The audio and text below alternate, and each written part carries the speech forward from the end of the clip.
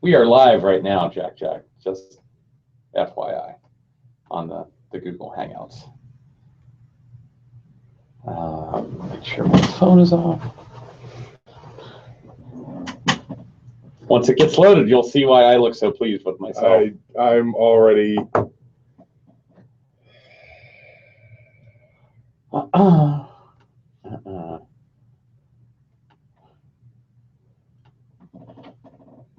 It hasn't loaded up over here yet. I was getting the questions and everything set the way I like them. Oh, yes, you should probably get the questions set the way you like them. Hit reload. That's why it hasn't loaded, because it is working currently. Okay. Yes!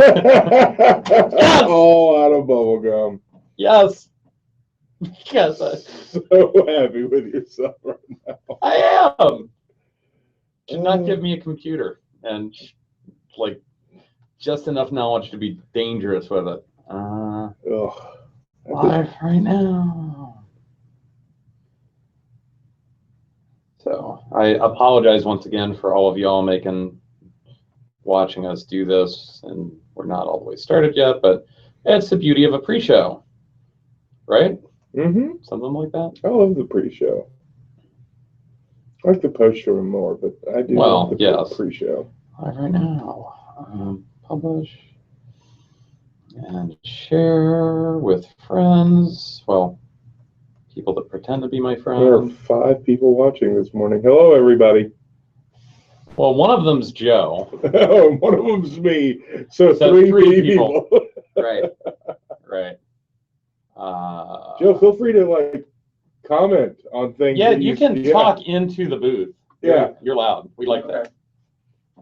Not just so I can hear either. You got to share with the entire class.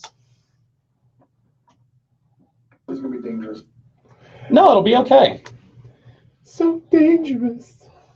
Howard Stern has made it okay for the producer to talk on the show, right? I'll take my top off too. Ooh. Joe has the best work outfit. Joe does have the best. Joe's been here a long fucking time, though, too. What time did you get here today? 1 a.m. Good Lord. Hey, Rogue State. Or statue? What's that? Statue? What is that? I don't know. Hold on.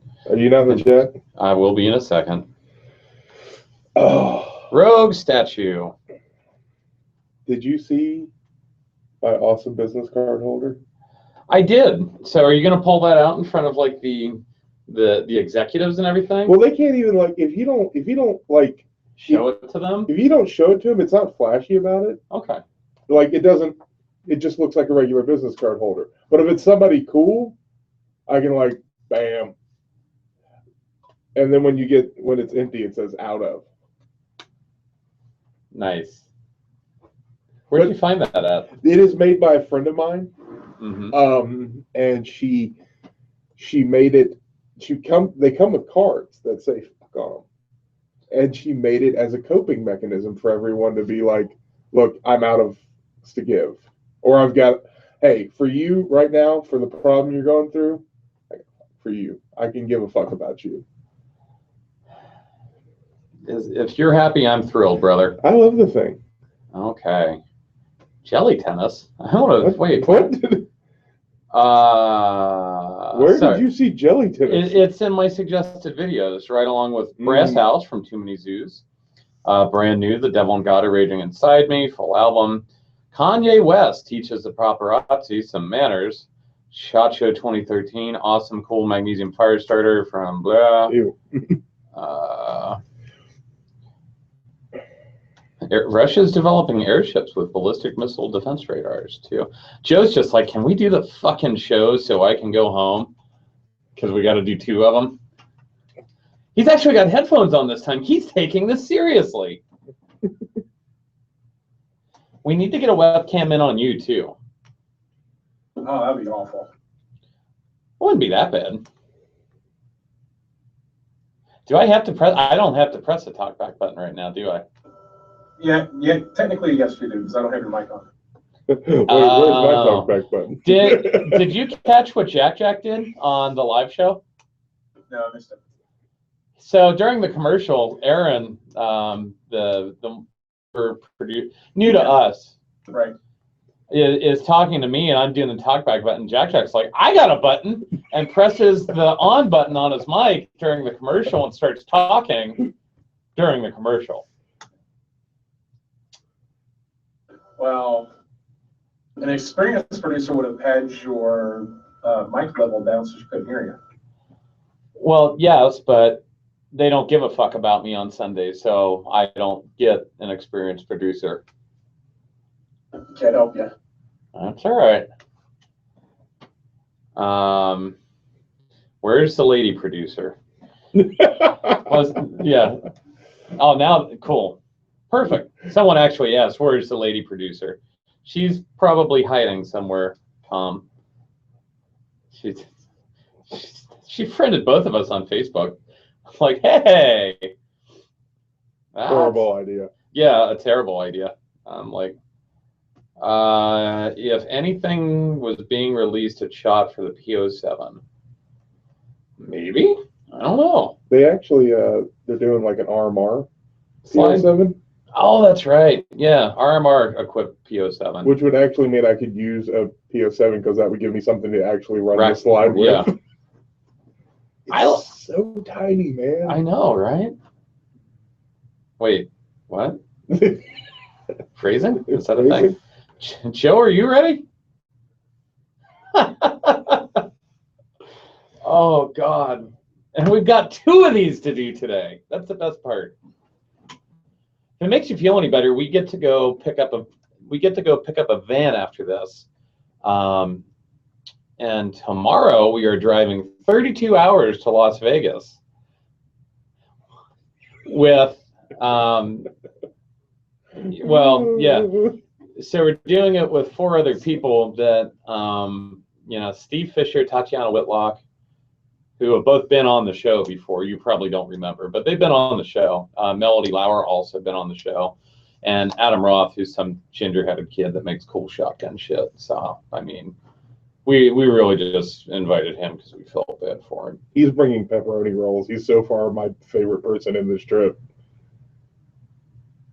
True. Okay. I'll give you that one. Steve's bringing salsa. Melody said something about cookies. Like, as a fat guy that's trying not to be a fat guy, this seems like a terrible idea. It's better than gas station food.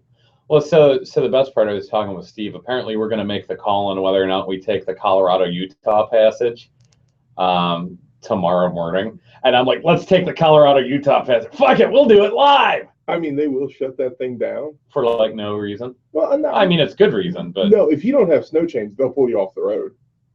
So we would need to get snow chains if there's, like, even a hint of that thing. Yeah, that'd be fun. And cereal marshmallows. I'm sorry. Adam is also bringing just a bag of cereal marshmallows. Adam's bringing a bag. Oh, that's from Tom. Yeah. Tom got very upset that I didn't mention the cereal marshmallows. It's a 1 pound bag of just the marshmallows from cereals. You have to go to the deep web to find it. Like, it's on Amazon Prime. You have to buy it with Bitcoin. No, you can get it on Amazon Prime. Oh, I can have it primed to me. Great, because I need next day delivery. Uh-huh. Have you poured a bowl and just eaten that of this stuff yet? Not yet, but I'm going to. Well, there's the SHOT Show breakfast. Oh, God. Beat us. Well, you're out of bubble gum. Oh, I'm all out of bubble gum. That was the best I could do on short notice. You know what? I don't mind all out of bubble gum. I realized once you showed me what you were working on, I was like, what he's giggling about is what he's going to say about me on it. I was just like, I don't.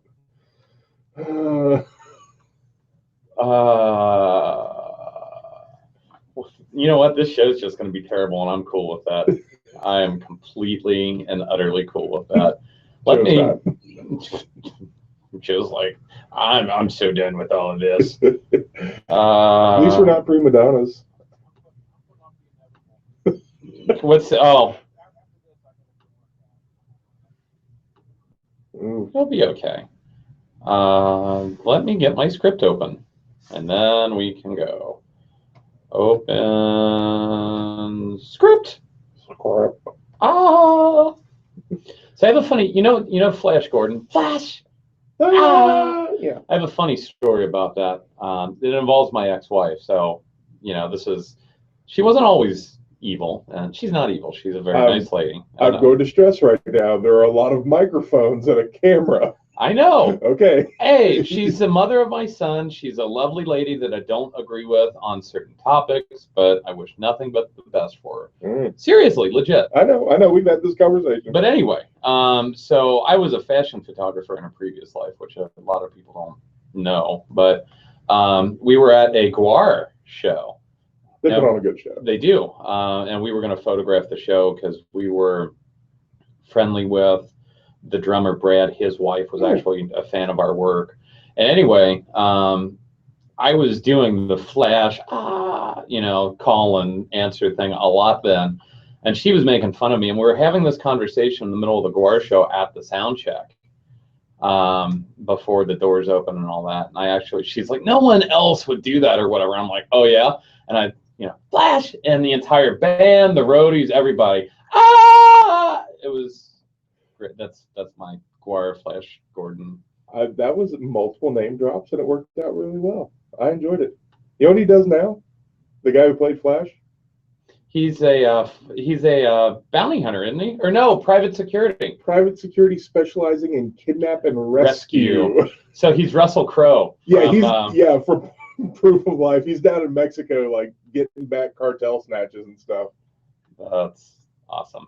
Hey, what you do with Emperor Ming? The Zetas are not a problem. Oh my God, that's the quote for the show. Once you deal with Emperor Ming, the Zetas are not a problem. You're welcome. Thank you. I wish zero caffeine. Zero caffeine. Okay. Well, I'm sorry that I need outside stimulants to be on. Joe, are you ready? I didn't say I wasn't on. Okay. Tell me when. Right now. Right now. Now. Yeah. No. No. Welcome to Ballistic Radio! I'm your host, John Johnston. Remember, you can always listen to past shows at ballisticradio.com and get the latest behind-the-scenes info, arguments, silliness, photos, mainly free stuff, which is the real reason why you want to go like our Facebook page at facebook.com/ballisticradio. Co-hosting with me, Jack! Yay! You're doing a multiple Facebook user question shows, the SHOT Show user question extravaganza, because we're in a van with some dudes. Down by the river. We might be down by the river. I don't know where we're at right now. Sunday? Wait, today's Sunday.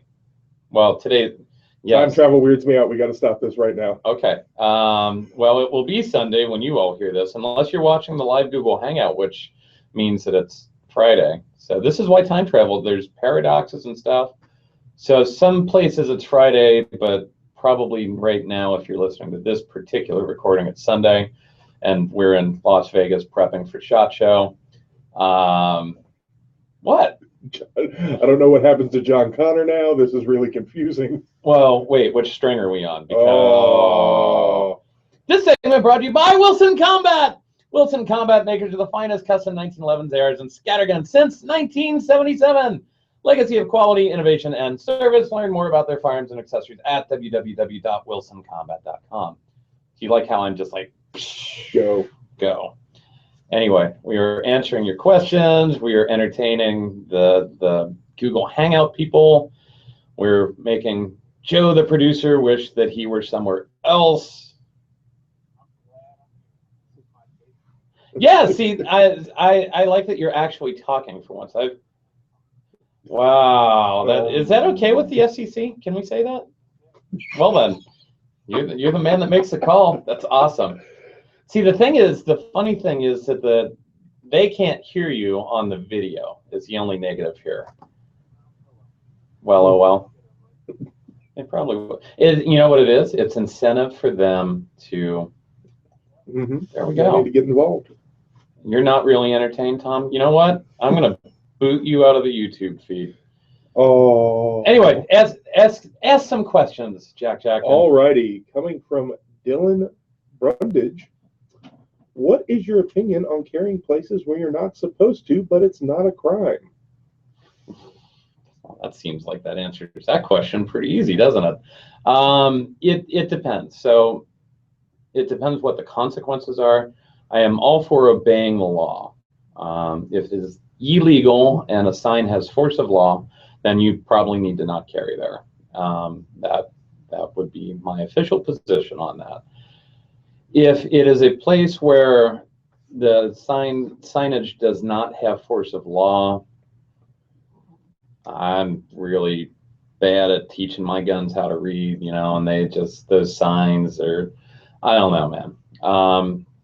Now, something to keep in mind is if your work has a no firearms policy or something like that, but it's not illegal for you to carry there, but you are going to lose your job if you get caught, you really need to weigh the risk versus reward and make your decisions based off of that. I do not know anyone's situation well enough outside of my own to make that call for anybody. As long as you're being a responsible firearms owner, obeying the law, if you're going to store a gun in your car or something like that, it needs to be secured.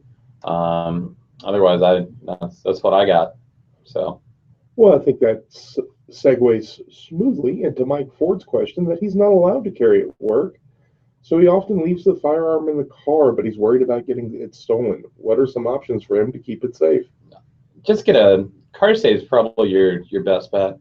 Get it bolted to the floorboard, or you can. I see a lot of people do like the security steel cable ties that will go through the safe and then loop that around a support strut in the vehicle, usually a chair. The problem with that is if they have any sort of bolt cutters or wire cutters, that safe can walk and they can open it at their leisure. Just keeping it under your seat or in a glove box or something like that is not really a good idea. Glove boxes pop open real easy with just a screwdriver. You pop it in there, pry, and it'll go. So something like that.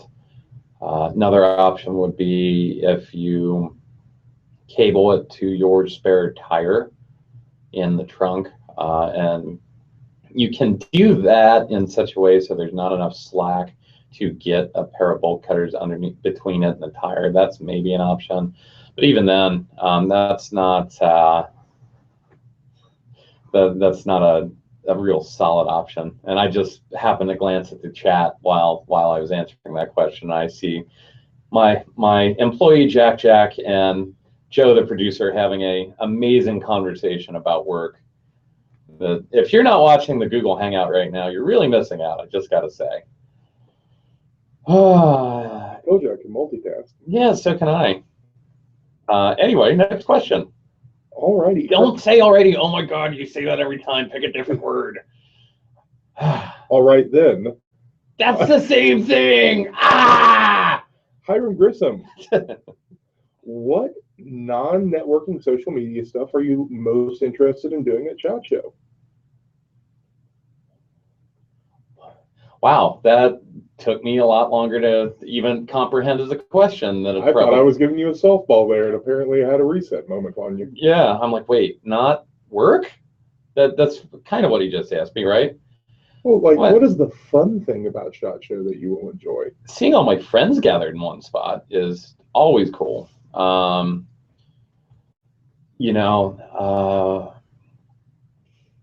got a really, I think that it's going to be an amazing charity auction party thing that we are doing Thursday night, the Danger Zone party that is going to be in a 2-story penthouse on top of one of the casinos on the Strip. So I'm not going to lie, I'm kind of looking forward to that. And the fact that I'm one of the sponsors of the party sort of makes that a little bit better. Because now I get my revenge on all the people that didn't like me in high school.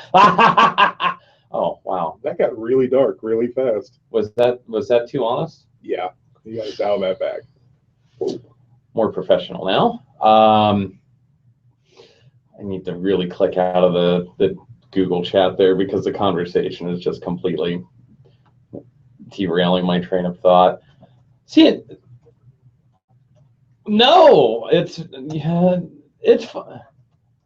Well, I didn't give you the keyboard. I did give you the microphone though. But I'm cool with you being. See, I like this. It's more interaction from all the people to make the show happen. One of the things that I've been really, wanting to stress to people is that it takes a lot more than just what I do to make this happen each week. And I think you deserve to be on the show, Joe. Whether or not you're in the booth, if we do it live on Sunday, you look at every single one of the shows and mostly fix the sound issues and do your best to put up with me. I mean, I know, right? So, does Brian have you on his show?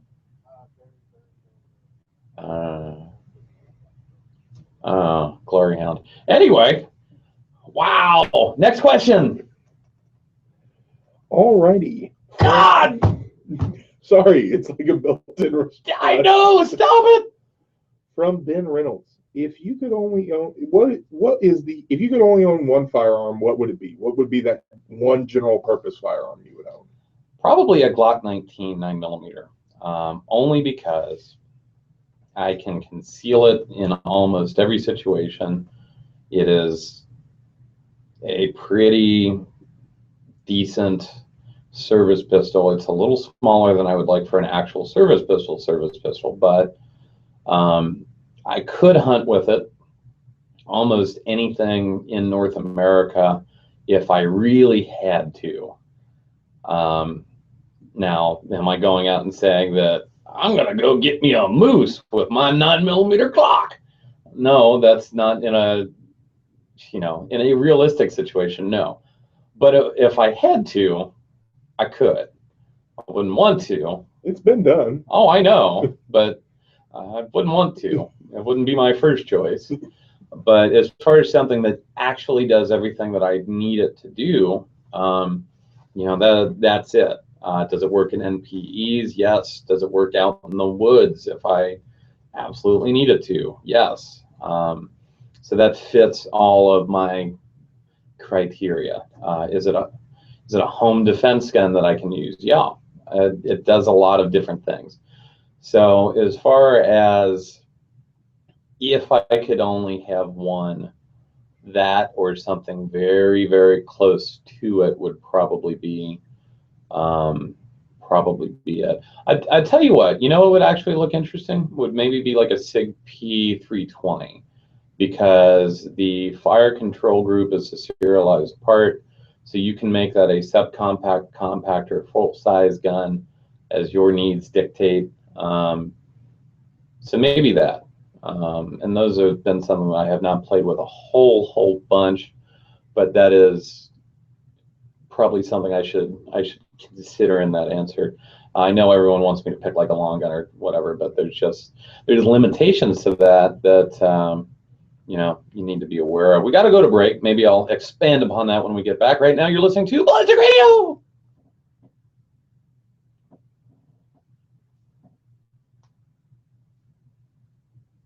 I can't. Yay! That's not depressing at all. Are you?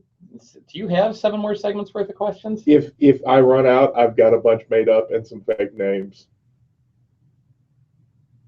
Well, they can't win the prize. Well, of course they can't win the prize. They don't have to be fake names. And people in the chat, guys, feel free to ask questions. Like Rogue Statue, thank you very much. That's a good question. I'm going to ask that. Wow. I just bounced in here at a really wrong. You can't look at everything else around it. Like I'm trying to avoid. Yeah, like right here. What I love is the chat is gone. So every time we reference the chat, no one has a clue what we're actually talking about. Yeah. Which is good. No, Joe. No. Jesus Christ. This is... No more. This is why we... This is why we need a 2-hour show. This is not why we need with Joe. So here's why we don't need a 2-hour show. The burden of a 2-hour show falls squarely on my shoulders. Well, yeah, I mean, what the fuck, you guys? They're all supposed to be working right now. Yeah.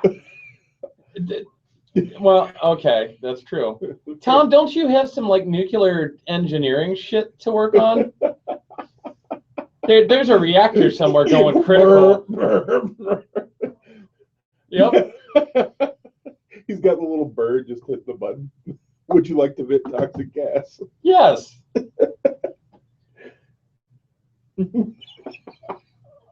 Where's my tab?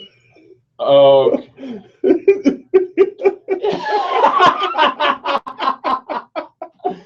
Oh, see, they're not getting this part though. See, you're not saying it over the speaker, so they can't hear you. Tom, I have run a 320, and I actually kind of like them. Well, if everything goes well, maybe I'll run a 320 for a year. Ooh. Andy McKinton of the Clan McKint. We'll see. I don't know. Anyway, we should probably do the radio show. Okay. That's probably a thing we should do. Dear God, all you fuckers wasting your day right now. How many are? Well, the number's always weird. Yeah. Anyway, I should probably do this this segue back into the show. Joe, are you ready? Okay. Welcome back to Ballistic Radio! This segment brought to you by Dark Star Gear. Whether you know the color of the boathouse at Hereford or only know the color of your mom's basement and earth-crushing disappointment in you, Dark Star Gear has a solution to your gear-carrying needs. Check out their clip-on holsters for small semi-autos and revolvers or their highly adjustable full-size AIWB holster. They even have a belt wrap sheath for popular fixed-blade centerline knives to really tie your EDC together. Like that one rug I used to have before the golfer ruined it. Designed, developed, and pressure-tested for real life, not Instagram. No, Instagram is cool. Sort of. Find out more at darkstargear.com. You know what I miss? I miss the Iridice Industry ad. Because the desire to know more was always intensifying, and now it's not. I'm sad. That was like a free ad I just gave him, though. Darn making money at this and having rules and regulations and stuff. Anyway, Jack, more questions. Oh wait, we were talking about the last question of the segment. Since we've got to draw this out just a little bit, let me expand on that just a little bit more. Now, if we turn that into what two firearms would I have? Glock 19, and then as much as I love the shotgun, and I do love the shotgun, I would probably do an AR pattern rifle in 308 or 6.8 SPC, maybe 300 blackout, because then I get a platform that I am very, very familiar with in a cartridge that can actually take game effectively anywhere in the continent, you know, so. You're just staring at me like. Well, I don't disagree with you, but I would go into 6.5 Creed. I want to be able to find ammo for it afterwards. It's not that hard to find ammo. Okay, I want to be able to. So if I'm down the 2, then we're talking about some sort of fantasy, you know, the end of the world scenario. Which I'll tell you right now.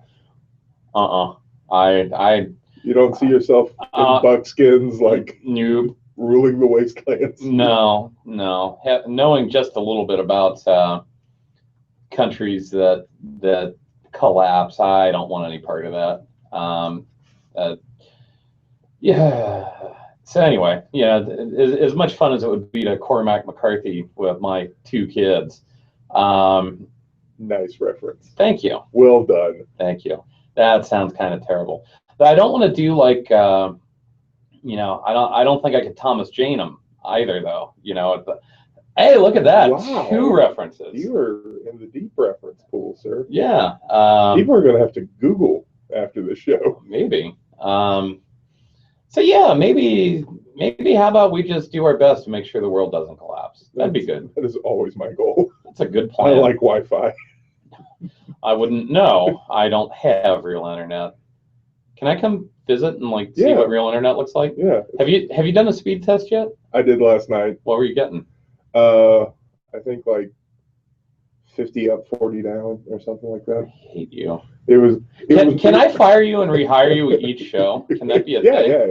Like the moment of the show that you're fired, you're fired right now. Excellent. Yeah. Okay, you're rehired. You All right. stopped me before I could say something. Yeah, right. Wait, some things. How many things are there? At least 3. Don't answer. Okay. Read a question. Don't say alrighty. Every time you tell me not to say it, it's that much harder not to say it. Well, maybe if I got a big rubber band and just smacked you with it every time you said it, I'd eat a rubber band. Then watching the live Google Hangout's going to be really worth it. Oh my God! The day that you finally overthrow your like robot oppressor. And wait, I'm not 3 law safe. Okay. Did I just cop to that on live? Like, I am not a robot. It was a lie. Read the next question. From John C. McGuire. Is there any research to address whether or not there are a larger amount of negligent discharge with or without an external safety on a handgun? My preference is for an external safety, but I know many prefer the Glock-style safe trigger. I wanted to know if there was ever a comparison or data that was out there. Huh. There might be. If anyone would have done it, it would have been Force Science Institute with Bill Nowinski, Dr. Bill Nowinski. I will say this, anecdotally, I have personally seen a lot more accidents with external safety guns because they give a false sense of security that then allows people to make mistakes or doesn't encourage people to make mistakes, but it certainly seems to make the right kind of people less careful. Does that make sense? Yeah, I also think this is going to be a hard data point to track because most negligent discharges get covered up with like wall epoxy and then never talked about again. Well, so I have a buddy of mine that shot himself in the leg with a 1911 in his living room. And the funny part, so I'll tell you, he's a cop now. He wasn't a cop then. Love you, man. And he listens to the show too. So the funny thing about that, though, the 911 call, he's very calm or whatever. You know, hey, I just shot myself. Where did you shoot yourself? In the living room. Amazing. Yes. I owe that man a beer. Yes. I don't think he was funny on purpose, but he was funny. in the living room. On a Tuesday. I don't know if it was a Tuesday or not, but I hope it was. And then there's the famous Tex Grebner incident. You know Tex, don't you, Jack? Whoa. Stop. Collaborate and listen. Isaac with a brand new invention. Hold on. No? Copyright infringement, man. No. Oh, wait, no, you're doing a cover. Oh, there's some, Well, the other thing, too, that since we have an actual radio show as opposed to just like an online podcast, the station has actually paid money for these songs that we play. And so that's, I'm not saying, No. but I am saying. Joe's just like, yeah, sure, right? He's nodding. He's making calls right now like, did we pay for this? Yeah. Call Vanilla Ice right now. See what his cell point is. Oh, right. Okay. So, did we have another question? I don't think you... Did I? I didn't answer the last one, did I? What was the last one? I forgot. Whether or not there had ever been a study and... I did answer the last one, kind of. Not like I said, not one that I can cite. I would look at a Force Science Institute and see what they've come up with. If you are relying on a manual safety to prevent you from having an accident, you're going to have an accident. The only thing that's going to prevent you from having an accident is you. And that's something a lot of people miss out on. And when they start talking about like striker fired versus single action versus double action, at the end of the day, that's on you. There are certain systems that allow you more room to make mistakes. Single action guns and striker fired guns are not those systems, though. So, and we talked about that a little bit last show, but there you go. Yeah. So anyway. Next question. Okay. Coming from Michael. Good job. Holder. Thank you. Caliber selection. Now, you only get like 4 of those before you have to pick a different one, right? Zero caffeine, and this is what you want to do today. It's not what I want to do today. It's what I have to do today. Calls time travel. Caliber selection question. So based on the premise that all handgun calibers suck, and many people choose 9mm based on the ammo capacity, recoil, and price, my question is, if you lived in a state that restricted you to 10 rounds, would that change your opinion on what caliber you would carry? And also how many extra mags you carried?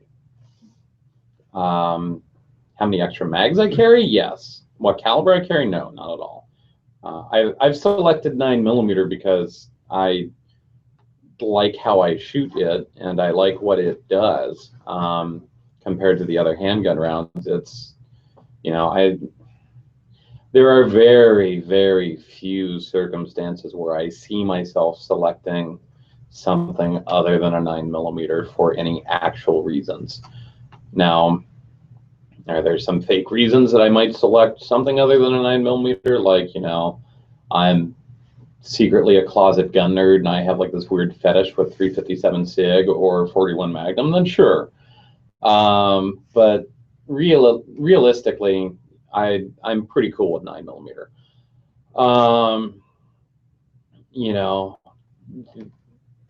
As far as how many magazines I'd carry, I carry a 10-round 9mm on a semi-regular basis. I've got a Wilson Combat 1911 chambered 9mm right now that I really like.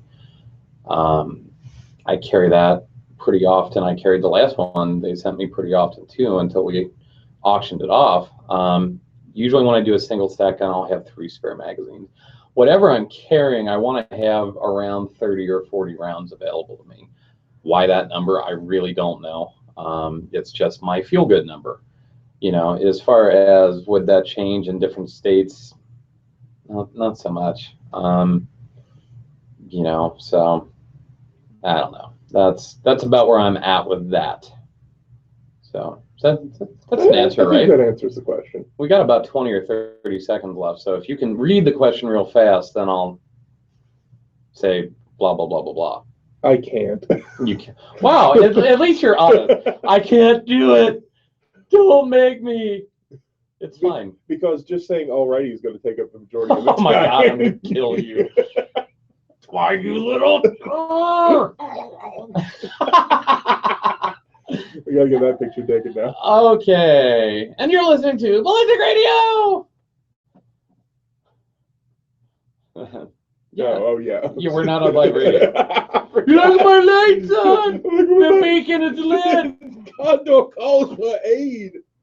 Wow. This has been our probably most fun show. So, I was like, what's a 20-second question? I'm like, there aren't 20-second.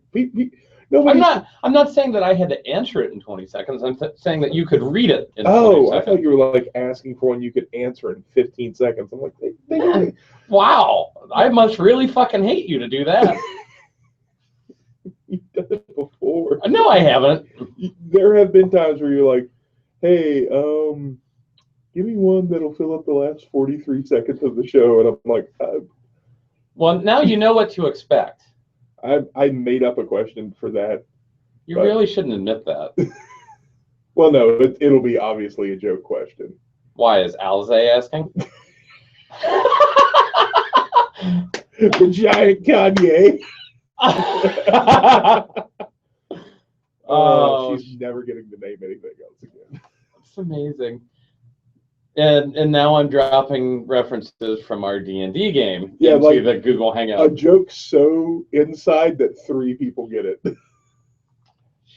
She's working from home today. She could be watching this right now. She's probably not. And actually, don't invite her to, because then I can't make fun of her. I'm just saying. I'm just saying. I know. What, did I not need to say that? Oh, okay. I'm just going to call you All Out of Bubblegum from now on. It was a cross between that or Straight Out of Somewhere. Straight Out of Low Cash. Straight out of CB4. Oh, I love that movie. Okay. Wally. Wowie. That was surprisingly accurate. I don't know what you're doing right now, but I want it to stop. Or not. Wally is so cute. Joe's like, okay, 6 more segments. Sorry, Joe. Well, did someone mess something up?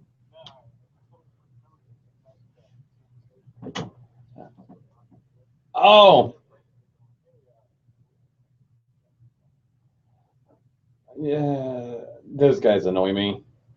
They ask me questions like, I've given you Joe's contact info more than once, and I don't fucking handle this shit. You're making me handle shit that is not my shit, you know? But, oh, it's okay. Bill, station manager Bill, texted me because we played phone tag last Friday.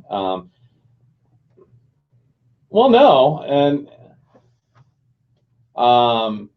he asked, do you have any time today or Tuesday? Well, Tuesday I'll be in Vegas, and I kind of want to be like, well, today I'm sitting right in the studio recording, but you're not invited. I kind of, would that be wrong? That'd be wrong.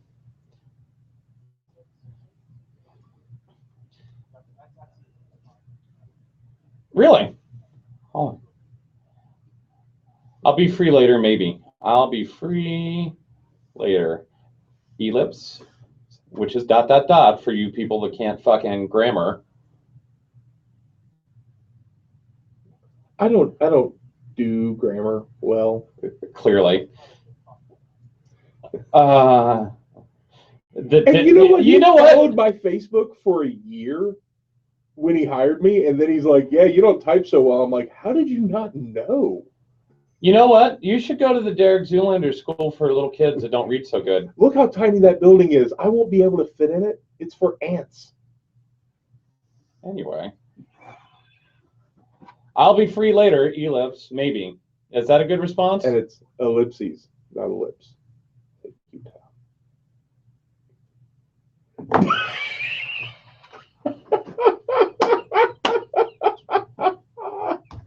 Hold on. I need to type something. Engage, number one. I think I just got fired again.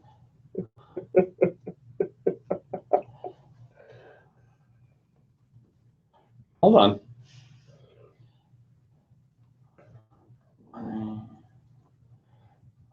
Total ellipse of the heart. Hold on. I've got something for this. I love that song. I love Bonnie Tyler. Yeah, come on. Once upon a time I was falling in love. Now I'm only falling apart. Nothing I can say. Total ellipse of the heart. In your little closet bathroom. You fucking hobbit. Anyway.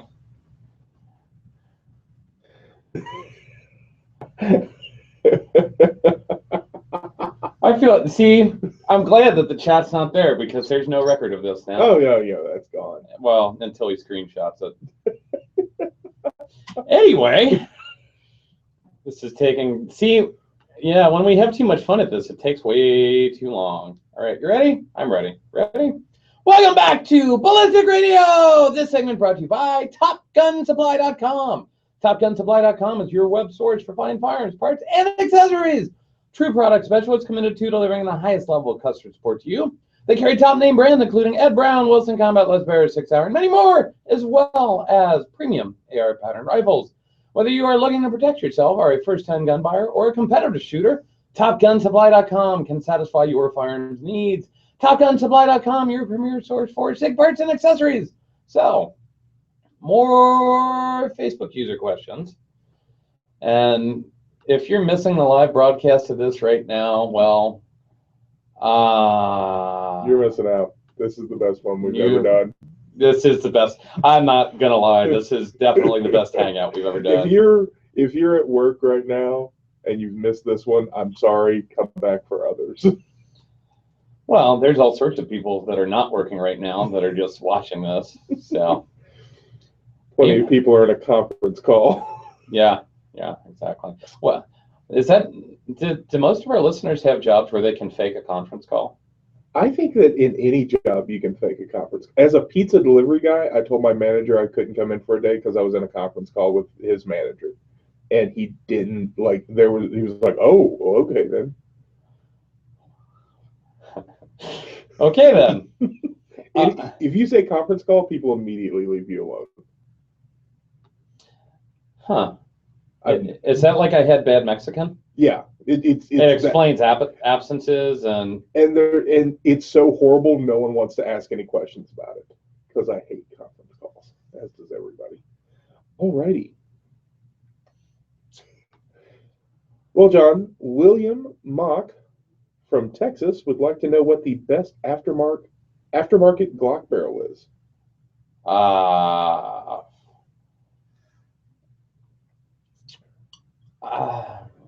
So here, let me preface this with a couple of things. I have only spent significant time with the Lone Wolf, the KKM, the Wilson Combat, and then the S3F solutions. Of those, I have had the best luck with the S3F. That having been said, a couple things you should know. One, I have a not a business relationship with them, but they have sent me free product before, so full disclosure. The other thing too is that you're not going to notice any difference until you get past 25 yards, and probably not until you get to around 50 yards. So a better question would be, is a aftermarket Glock barrel something that, oh, and I've spent time with the Silencer Co barrel as well, but that's not really marketed as a match barrel. That's a suppressor host barrel. The better question is, do you need an aftermarket Glock barrel? And for almost everybody, probably not. You are not going to start to see an advantage to that until you get to distances that most people don't shoot at. You know, and that's kind of what I've discovered with it. Now, is there an advantage? Yeah. I have certainly noticed an increase in accuracy with the aftermarket match barrels at longer ranges, on reduced targets especially. You know, that also having been said, I've made a headshot mostly on video. Wow, Jack's like, oh, that was amazing. Let it go. Let it go. Yeah, no, never. And the best part is she has to listen to these now, because getting these prepped for the website is part of her job. So, like, I can drop that one, and that she's gonna hear it. I made a 100-yard headshot with a Glock 42 380 with gold dot ammo and a stock barrel. So, I mean, you can make shots with factory Glocks. You know, you just start to see a little bit more consistency, especially with garbage ammo. You really notice with bad ammo, you start to see a lot better results. So yeah. Anyway.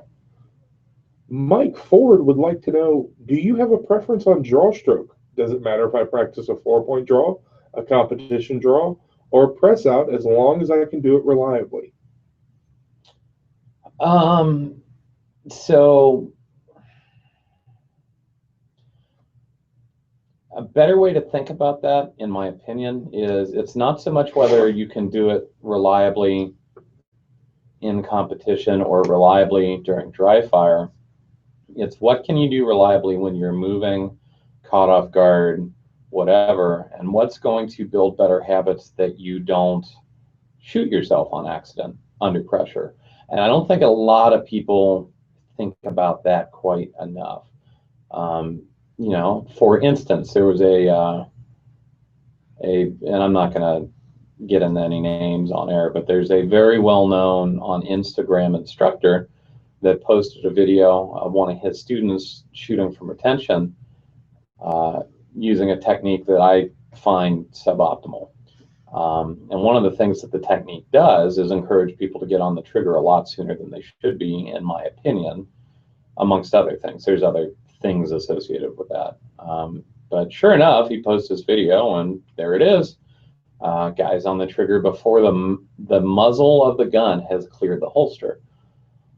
So why do I bring that up? There are certain techniques that encourage certain mistakes. When we start talking about draw strokes and things like that, I really don't care what you do. I prefer a press out that mine looks a little weird. Mine is not a traditional 90-degree press out. It's more of a J, where if you can imagine, I am pressing out and I'm not coming straight up and straight out. There's sort of a curve, like Peroni's.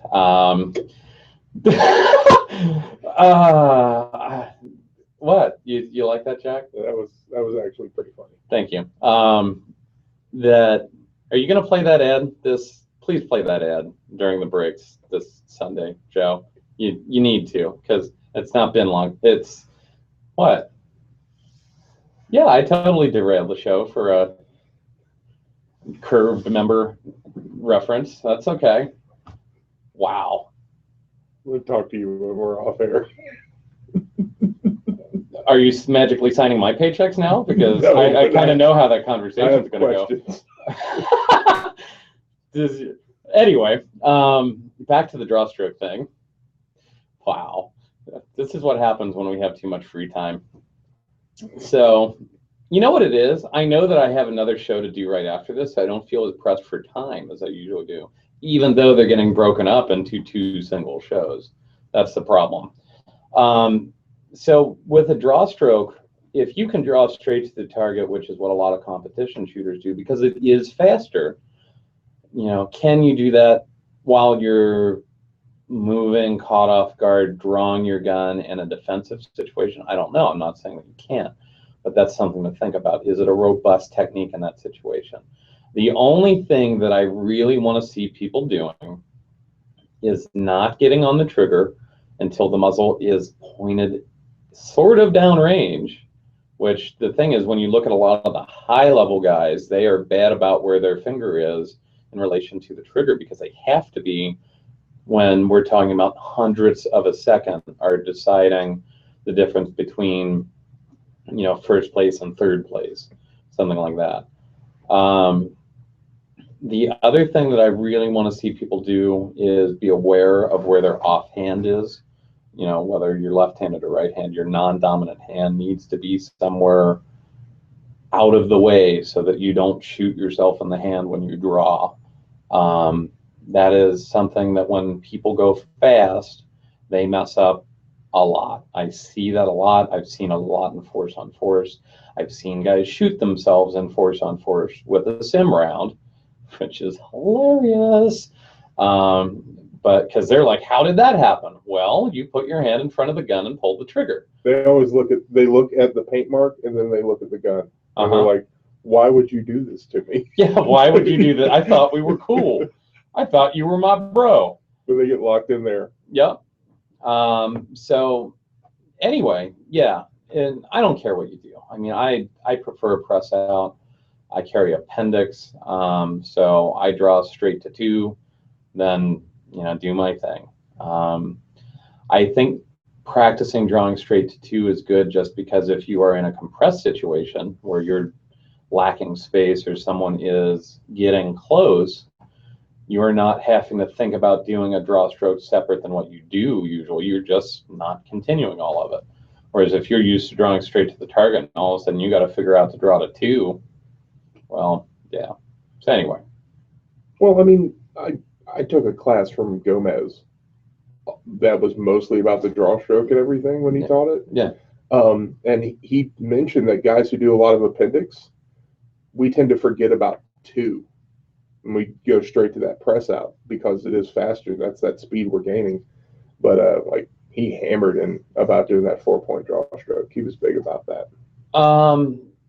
Yeah, and well, from appendix. Well, anyway, counting, the count on the draw stroke, I don't like thinking of it that way. I understand why we teach it that way, and I understand why at a beginning level we teach it that way. But at a certain point, it needs to to go from whatever count draw stroke to access the firearm, and that's what it is. And we stop based off of the context of the situation we find ourselves in. If we stop up here at 2 because that's how close they are, then cool. If we stop out here at like a weird center axis relock thing, then that's what we do. If they're getting closer. I think the other thing you need to consider too is a lot of people like accessing firearms before it is intelligent to do so based off the proximity of the threat. If someone is within arm's length, I don't know if going to guns is the best idea. But anyway, we have to go to break. So more of your questions when we get back. Right now you're listening to Ballistic Radio! We're going to petition to get center axis relock renamed John Wick. Really? Yeah. I just decided that. Can we just... Well, that's fine. Maybe I'll order a Lemmy when I'm out of shot. A Lemmy? You haven't seen that? Mm-mm. They are renaming Jack and Coke. Oh, yeah. Okay. And it's actually gotten a lot of traction. I think that's an honorable tribute. Like, it's not like we're renaming a heroin needle. Okay, you need to just... Where on the dogs you find? Wait, is that Stone Temple Pilots? I don't. No, that's Alice in Chains. I got those two confused. Well, I think a lot of people did. That guy died of an overdose too, though. So Yeah. it works out. It's a lot of them. Huh. So I've decided if I'm ever an actual rock star and I decide that I want to do hardcore drugs, I'm just going to stay away from heroin because that seems to be a bad one. Yeah, it's Heroin and small airplanes. definitely never the two combined. No. What was that? Okay, that was just no. Autoerotic asphyxiation is cool as long as you're not a kung fu dude on TV. Is that how the lead singer? Oh, wow. Nice. And people are watching this, and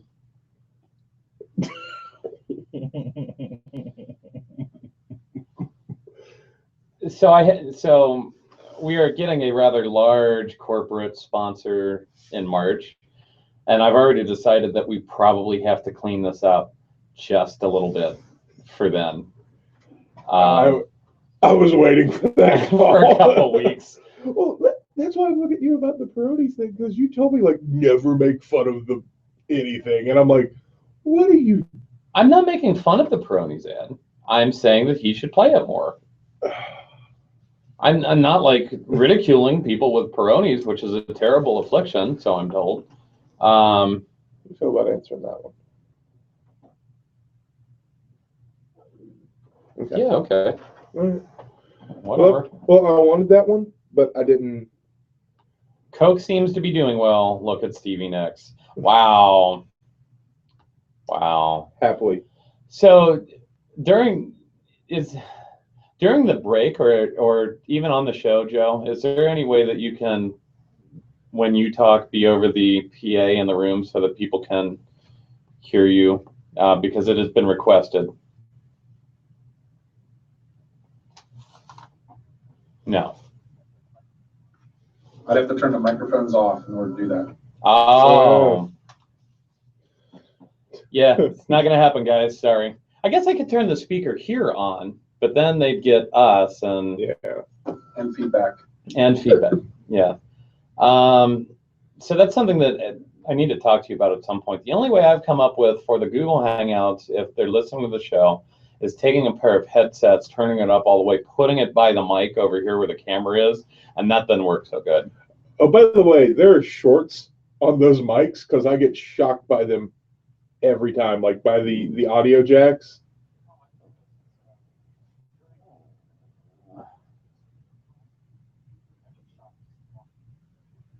Okay. Okay. Oh, that's okay. 9 months away up here in the frigid north. Well, true winter has not started yet, actually. So. Are you serious? No, this isn't winter, dude. Oh, oh man. This is like spring. Dude, this is like what I'm used to in spring. Really? Yeah, winter here is like 10 degrees. Okay, Constant. I've got to say, like, I don't mind the cold aspect. It's like I've got like this horrible reaction from living in Atlanta so long that when I see white stuff on the ground, I fear what the roads are going to be like. It's Thank you, Joe. It's not so much the roads, it's the assholes on the road, which you are one of. Well, yeah, but like the first day up here that I was driving up during the snow, like somebody just goes sliding across right in front of me at 70 miles per hour into the embankment, and I'm like, I know that's not a good idea. You have Ohio tags. Why are you doing this? So well, you're in the chat too, Joe. Did you see the line out, line in?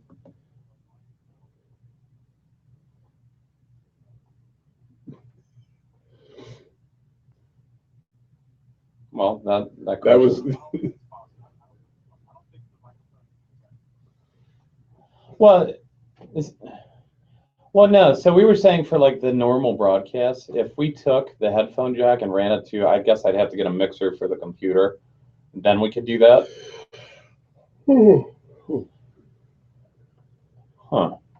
Anything's possible. Well, and then I would have to actually turn off the mic on the camera, though, and then turn it back on during the break. That seems like a lot of work. I mean, well, we're talking about the guest smartass comments, too. Yeah. I mean, you're not just everybody. You know, you're everything to me, Joe, but... Did you ever know that you're my hero? Anyway. Halfway through! We made it. Oh, no, we didn't. Please don't. You got glass in between you and I, so... Not good enough. Oh, halfway there. There are like 3 Joey songs that I can stomach, but the rest. Okay, anyway. Welcome back to Ballistic Radio! This segment brought to you by Tax Strike Steel Target Systems, makers of the quarter scale steel target and the archery target stand, which are literally the best steel targets and target stands I've ever used. Hit their steel targets with more than 60,000 rounds of rifle, pistol, and shotgun ammunition without a single problem. For more information, visit them at taxstrike.com. You know, and even though we are recording the show, I'm just going to go with that. Even though I sort of made like this weird sound when I kind of messed up. Anyway. It was cute. I liked it. Do you hear tapping? I hear a very distinct knocking noise. Oh, man. Nope. Was that... What? Oh, they're doing construction downstairs? I'm glad that our high-quality soundproof recording booth here. Thank God there's all this foam on the wall. Oh, my God. So we're answering your questions tonight. Well, not Joe's questions, because he doesn't have any about this stuff. But we're answering the users' questions. I made that sound really negative, like we're some sort of drug that they can't get enough of, which is the end goal, but, you know. I want a new drug, one that won't make me sick.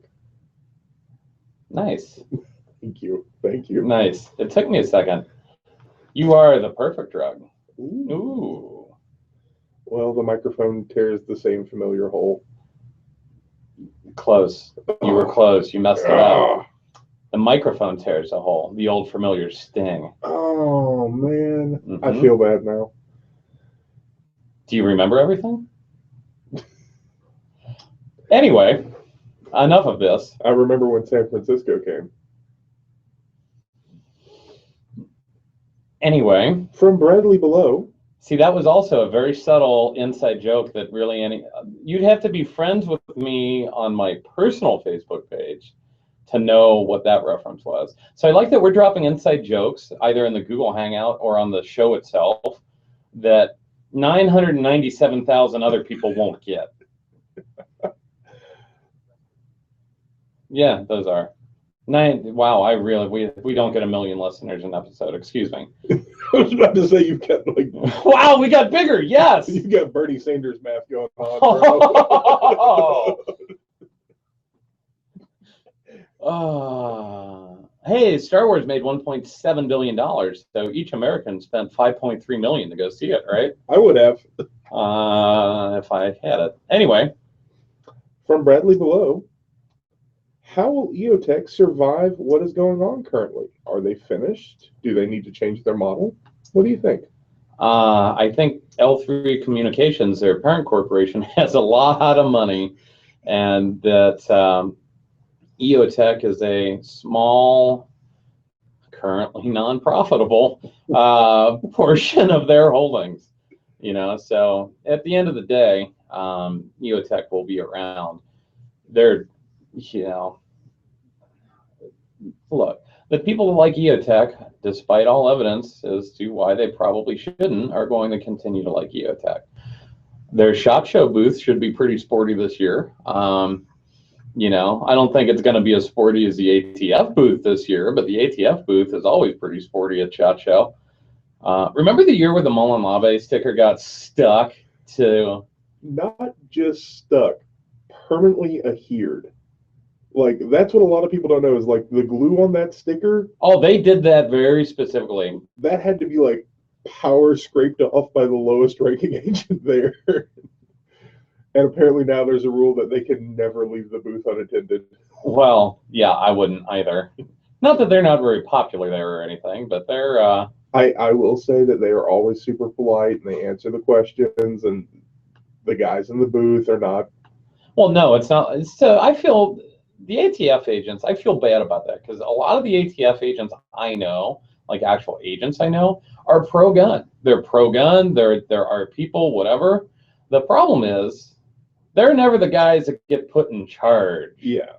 The appointed positions inside the ATF currently, they're not our people. But anyway, enough about that. That's dangerously close to politics, and that's not why you guys listen to me.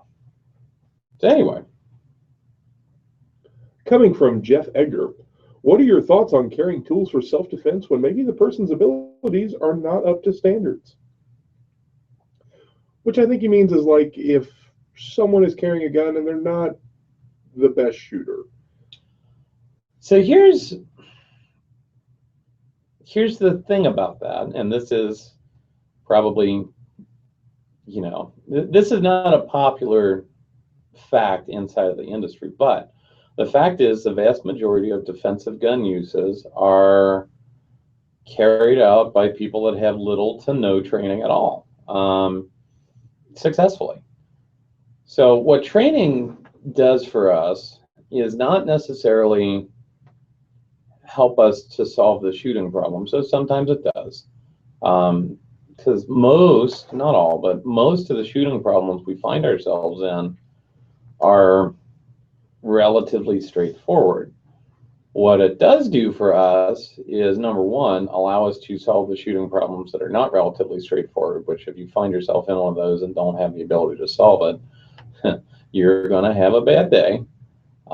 They also allow us to recognize when it is and is not a shooting problem, and that cannot be, played up enough in my mind. We have had recently a rash of incidents that have occurred where people have fired a gun in public and really didn't need to. Like people have shot at shoplifters or things like that. Training would have helped those people avoid the legal entanglements they have found themselves in now. So I'm not going to tell anybody not to carry a gun if they're not trained. I don't think that our natural human right to self-defense is dependent on a permit or training certificate or anything like that. I think that if you're going to choose to go armed in public, you have a responsibility to yourself, loved ones, and everyone else around you to seek training, the highest level of training that your resources allow for. So, yeah, that's kind of where I'm at on that. That answers that, doesn't it? Mm-hmm. Okay. Next question. Coming from Mike Ford, if all firearm laws were repealed, would it change anything about the guns you choose for self-defense?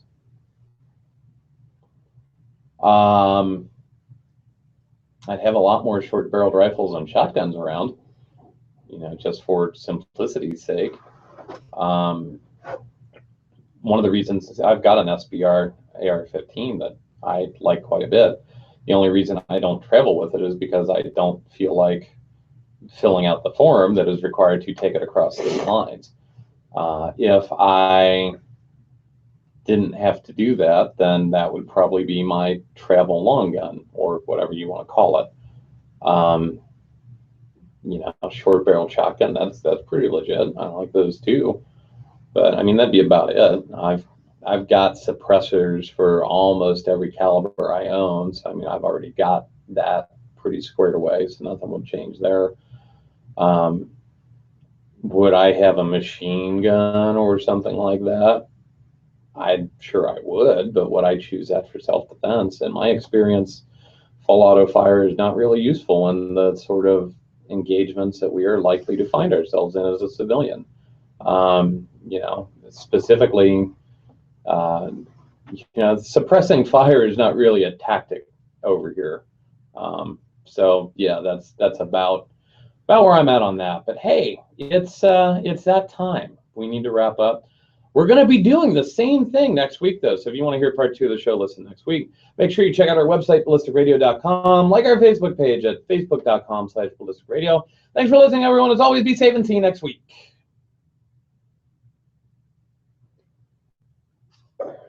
Here's we take a little pause. We gather ourselves. Melody, please send me that question Via Facebook or something.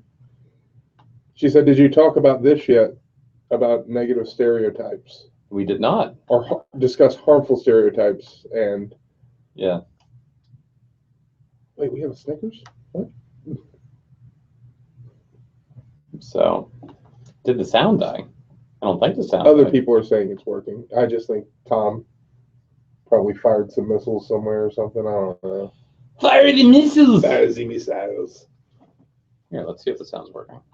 Did the sound die? I don't think the sound died. How perfectly timed! Yes! No, Tom, you're just a retard. Oh.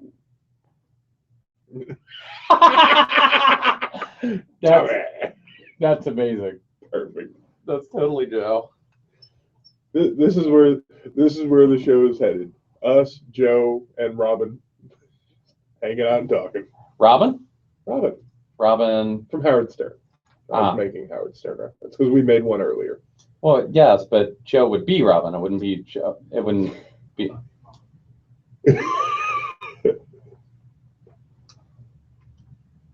Ooh. Wow. How are you going to ask me about Tex on live air? I didn't ask you about Tex on live air. You blatantly did, sir. All I said was, do you know Tex? I hate you. I have trauma from that. Like, I've never once asked you about James on live air. please. Wow! Hey, we're live right now. I like James. We're live right now. Okay, I'll stop talking about James. Oh, look at Jack get uncomfortable. Look, Anyway, just stop. Just stop. Alrighty. Oh. Wow, I killed the mood. Look at that. Mm-hmm. I'm sorry, Jack. You don't play the Edmund Fitzgerald song at the party? Huh. I'll keep that in mind, because did you see the photos from where we're having that auction at? I will show you, and you will wish that you were going, maybe, because it's pretty legit.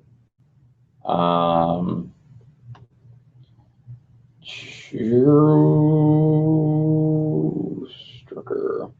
You're on Facebook Messenger right now, Joe?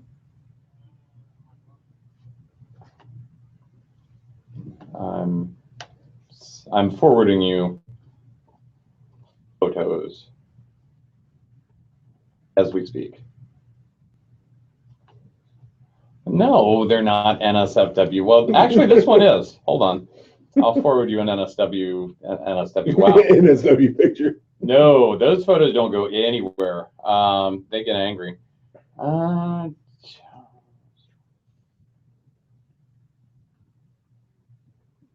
So, did I show you the photos? Of the palms? Where will be? Well, good way to broadcast the location to anyone watching the Google Hangouts so that they can try and crash our party. This is you getting even. I got it. Yep. I got it. Glad you caught that one. I did catch that one. Plus, there's like security. Yeah, like all the security. Legit. They actually. So the funny thing about that is, if you don't have a badge, or if you lose your badge, you're not getting in. Period. Yeah. Like, I'm not used to this like adult level of supervision. Is that what this is? It just seems super familiar to me because that was always like the parties I worked. It was like super deluxe.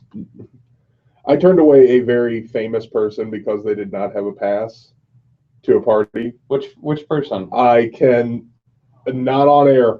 Hint. They are here. Do it in the chat. The chat goes away. Come on, let me convince you to make a bad decision. No. They're very popular in a very certain culture. You've heard their name before. Is it a rap star? No. Is it a no? No. Yes. Anyway, that got me in some trouble, and but I didn't care, and neither did the party owner care because that guy wasn't invited. Well, yeah. So anyway, all right. No, somehow I can automatically come into any party I'm working. Now wow. I just saw the gif of the guy kicking the dude in the chest and whacking him with the sword. That's pretty legit. Oh man. That's pretty. We are nerds. They're tearing down Murder Kroger? Yeah, I'm a little upset right now. Huh. Okay. Was that a polite cough there, Joe? Right. Hurry up. All right. Are you ready? Okay. All right. Jack, are you ready? Hey. Welcome to Ballistic Radio, Part 2. I'm your host, John Johnston. Remember, you can always listen to past shows at ballisticradio.com and get the latest behind-the-scenes info, arguments, telling us photos, calls for questions for us to answer on air for your chance to win free stuff at facebook.com/ballisticradio. And also, see, I did that in the wrong order because I'm tired. Make sure you check out past shows and stuff at ballisticradio.com. I should really just start this over right now. Joe, I'm sorry.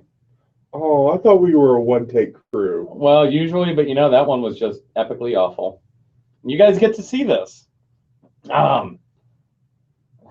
So I had a thing made for me for SHOT Show. That is my Kydex Perel pouch. When's it showing up? It's meeting me at SHOT Show. Did he get me one? There's a better one for you. I don't like that expression at all. I know. How does it feel? Is that the expression when I was making the all-out of bubblegum graphic? Yep. Okay. Welcome to Ballistic Radio. I'm your host, John Johnston. Remember, you can always listen to past shows at ballisticradio.com and get the latest behind-the-scenes info, arguments, silliness, battles against derp, other stuff, free things at facebook.com/ballisticradio. Co-hosting with me, Jack. Yay! Again. So it is part 2 of our SHOT Show Extravaganza Facebook user question show. No. Nobody knows the questions I'll answer. Nobody knows but Jack. This segment brought to you by Wilson Combat. Wilson Combat, makers of the finest custom 1911s, ARs, and scatterguns since 1977. Legacy of quality, innovation, and service. Learn more about their firearms and accessories at www.wilsoncombat.com. So, we're We're not used to being in the booth this long, and I apologize in advance. Jack, first question. Well, or ninth question if you're watching this on the Google Hangout and have been here the entire time. Time travel weirds me out so much. Continuity errors. From Nick Crulo. You know, if Joe really wanted to be mean, I'm gonna hit him. were you talking to Odin just then? No, you don't. Nah. Different tone. Okay. If Joe really wanted to be mean to everyone, he could play these episodes out of order, like they did with Serenity. Oh, not Serenity. They did it with Firefly. Serenity's the movie. I'm sorry. Now I'm sad. I'm legitimately sad. Don't ever bring up Firefly because I get the sads. You get the SADS? I get the sads. Is that like the SUDS? No. You know how they cure the SUDS, right? I don't think the sads is a real disease. What are you talking about? No, it is. SpongeBob. You're not a SpongeBob fan, right? No. I love SpongeBob. I watch it while I repair my copy machines. Ooh, do you see the reference I just made there? I think I've got it. I'm going to have to Google and check. Okay. Anyway. Coming from Nick Crulo, what is your opinion regarding on-body carry of medical gear? Is a tourniquet sufficient by itself, or do I need to carry more? Well, you don't need to carry more until you need it, and then if you don't have it, yeah, you messed up, didn't you? You know, tourniquet at the very least is a really good thing to have on you or available to you. Pressure dressing, there's all sorts of stuff. Keep in mind, if you have it with you, even if you don't know how to use it, chances are someone responding might know how to use it. So if you can carry it comfortably, that's not affecting your life negatively, you're not making any weird, changes to accommodate it, then yeah, go ahead. So that was the question, right? Mm-hmm. The problem is that like about halfway through answering the question, I forget what the question was. You just go off on a tangent. Squirrel! So my son has pretty debilitating severe ADHD, and I never really understood that I too have pretty severe and debilitating ADHD until I started getting into that. I'm like, how have I done anything ever? But anyway, let's not go there, because someone's going to tell me that's not a real thing, and then I'm going to murder them. Or they're going to offer a crystal healing solution. Let's not go there. Let's not go there. I love my mother. Wow. Anyway. Coming from Melody Lauer. I do love my mom. She's an awesome lady. Coming from Melody Lauer, who cannot win, but I still think this is a good question. Since she works for us? Yeah, there are conflicts of interest there. What are the common stereotypes within the industry, and what do you think is the most harmful? So if we answer that question, one of the things we need to sort of look at there is common stereotypes inside of the industry or common stereotypes that people have about the industry. I think that would be, of interest to a lot of people. So I was picking my son up from school the other day and was listening to one of the grandmothers talk to one of the mothers about carry guns and the importance of having a firearm if you need a firearm, and but in general was an interesting conversation. It was a conversation where, clearly these are not the stereotypical NRA member, but that's kind of what they were doing. It was having the conversation that, a lot of the people in the community have. So I'd say one of the most harmful stereotypes in the industry or outside of the industry is that, we're all middle-aged, middle-class white guys, and that's who we or the NRA is.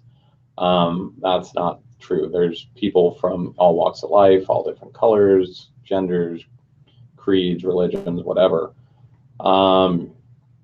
So I'd say that's the most harmful stereotype outside of our industry about our industry.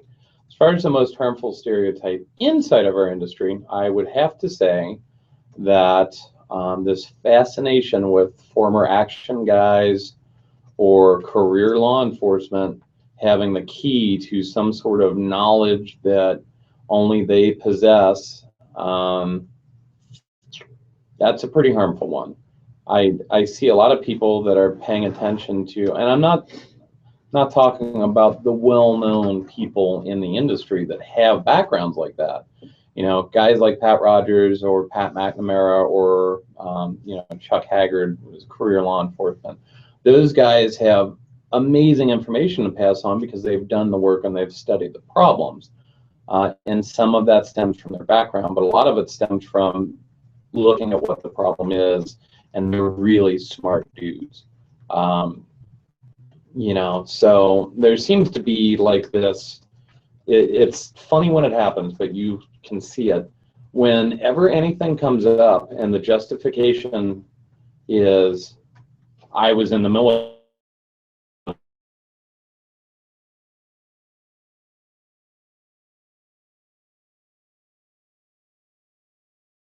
is probably wrong, and I really need to follow this down rabbit hole. Personally, I think information speaks for itself. I think that, you know, what someone knows or doesn't know based off of, you know, the time they spent as a gunner doing convoy security in Iraq or Afghanistan doesn't have anything to do with surviving or avoiding a fight in a Walmart parking lot. Now, does it have something to do with understanding what stress does to you and being able to react well under pressure? Yes, it does. But that's not the distinction that people make a lot of times, and that's something that I see incredibly harmful.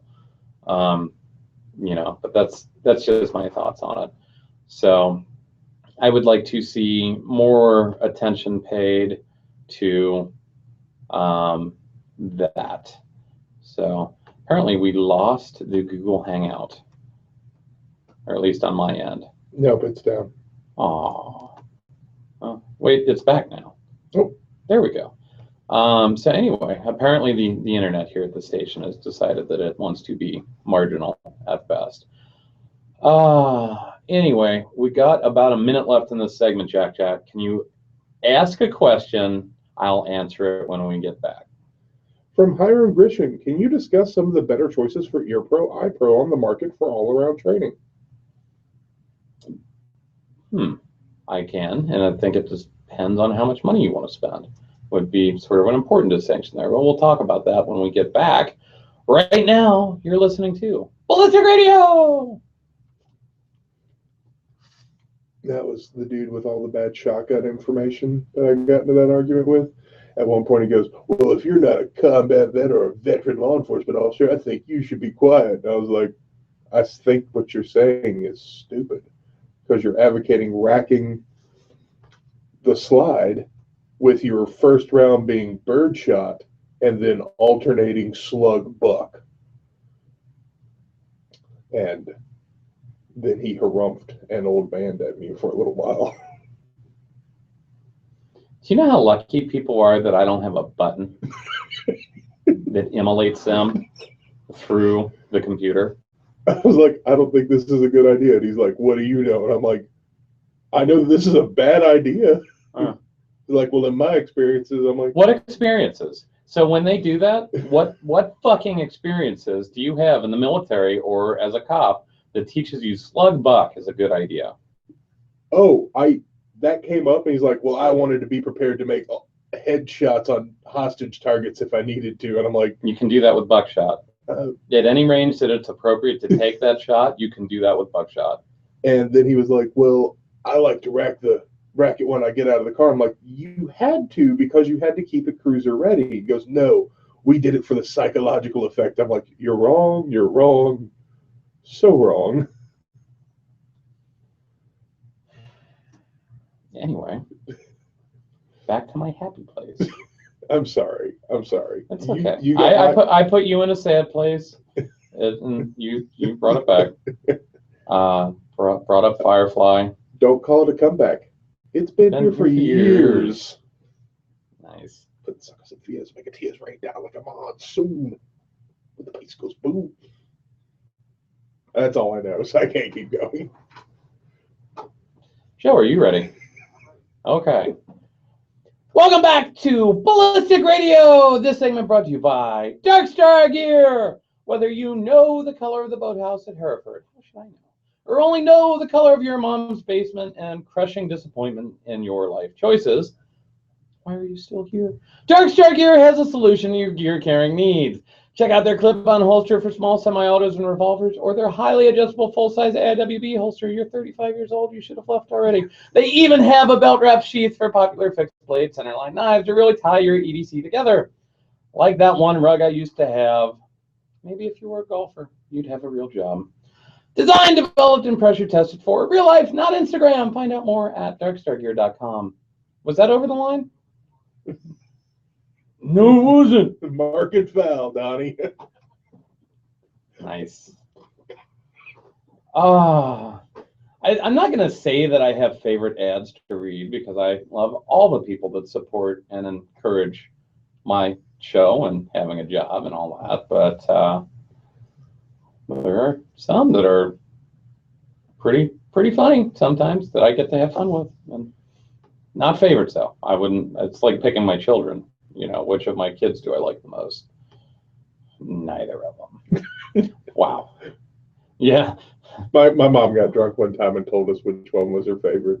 Was it you? No. Were you like, oh, I kind of already knew that? Yeah, not shocking. Not a shocking revelation. Okay.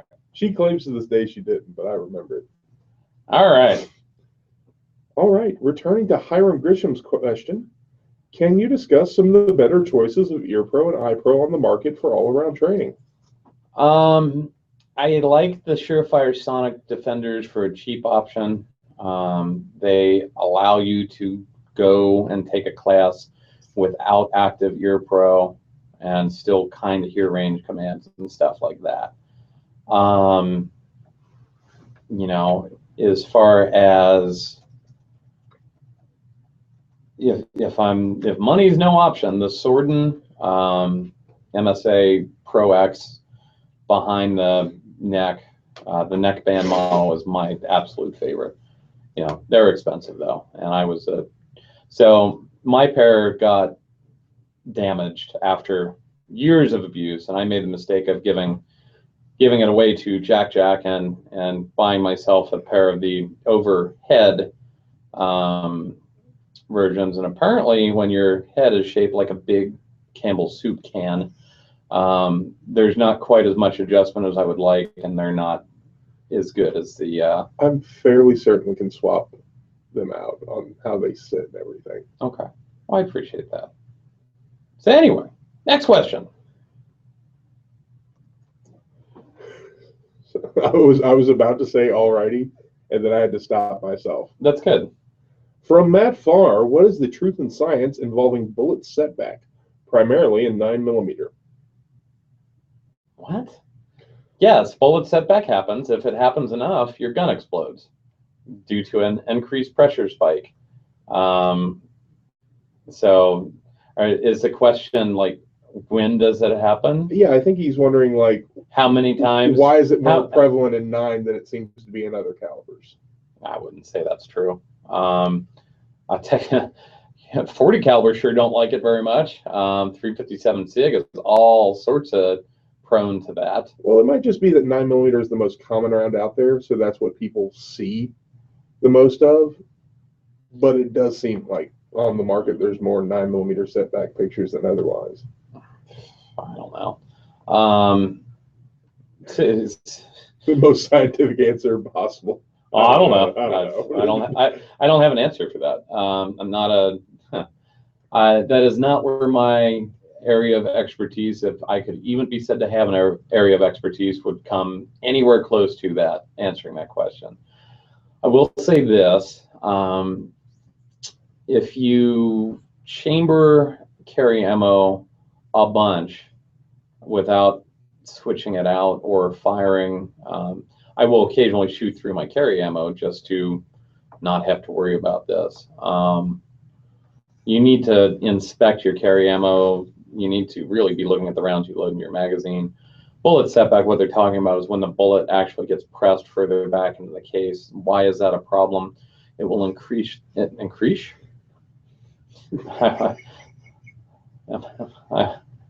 I almost made a joke there that I'm not allowed to. And hey, Joe, am I allowed to do a Saturday Night Live Jeopardy impersonation on air, telling Trebek to do something? No. Okay. All right. Silly FCC regulations. I'm so horrified right now. I'm just sitting here like, no. Don't do it. Yeah. I can't control what he says. That's not what that button does. That's not what that button does. Anyway, totally derailed now. So anyway, what happens is the bullet will be pressed further back into the case itself, and that can cause a dangerous pressure spike, which, depending on a couple of different things, will make your gun go boom. X gonna give it to you, and not in any way you're gonna like. So yeah. Anyway, I would be very cognizant of bullet setback. Depending on which cartridge you are shooting, it will be less or more susceptible to damaging the firearm. If it's a cartridge that's already operating at a very high pressure, 40 caliber, for instance, it does not take as much setback to cause a major issue as it does in a lower pressure cartridge. So there you go. Coming from Jonathan McAnally, what are the pros and cons of red dot sights on everyday carry defensive pistols, and under what circumstances would you recommend them for that use? I have not I have not jumped on the red dot bandwagon yet, mainly because I feel that the advantages they give, and there are advantages that they give, do not outweigh the disadvantages they give when compared to the typical engagement we find ourselves in. The typical engagement we find ourselves in is a close range reactionary shooting that maybe happens with one hand on the gun, or can happen with just one hand on the gun. And there's a study that's coming out of the Texas A&M University that Carl Wren was a big part of, and I actually think he was the one running the study, that will be of interest to people, that was comparing irons to red dots to visible lasers. And I have not seen the complete study, but I talked to him a little bit about it, and I'll talk about my findings examining that same question. The thing that I have noticed about red dots is that while I am able to present one almost as fast as I can irons when using two hands, not moving, just flat-footed on the range, once you throw movement in, and maybe throw only one hand in, wow, it takes a lot longer to find that dot. A lot longer to find that dot. And, you know, that maybe that is a training issue. I've not spent enough time purely dedicated to just that to have a really good answer to that question. But that, to me, doesn't make me all warm and fuzzy. Now, if it were an intermediate to longer range gunfight or shooting, whatever, especially on a moving target or while I'm moving, then yeah, red dots are awesome. So they give us a lot of advantages. They give us a much easier time at longer distances. Like I said, when both you and what you're shooting at are moving, yeah, advantages there. You know, the shot-to-shot time is a little bit slower, but honestly, I don't think that's a bad thing. I think it forces us to be more accurate, which people should probably do anyway. So at the end of the day, I'm not sold on them yet. Maybe in the future. I tell you what I would like to see is one that is mounted to the slide that does not reciprocate. So if we had something like a Ruger 22, for instance, or, you know, a service pistol designed that way, where the red dot wouldn't move when the gun fired, I'd be a lot more interested in that. But we're not there yet. So anyway, more of your questions when we get back. Right now, you're listening to Ballistic Radio. I think that's something a lot of people miss when they like start comparing to like, well, they've been using red dots on pistols in competition. Like, yeah, on mounts that make them not move, and they're huge. Yeah. Like I've used like open class guns, and those Seymours, like, it's big. Like you get a 30 millimeter near objective with that thing. Right. And it's not tough. Joe, your comment in the chat is awesome. It's so perfect. Wow. And the fact that you made that reference without knowing exactly what we're talking about is even better. You're doing a very good job. What's it like on the other side of these conversations? Does it sound like we're just speaking gibberish? I'm serious, because like I worry about that sometimes.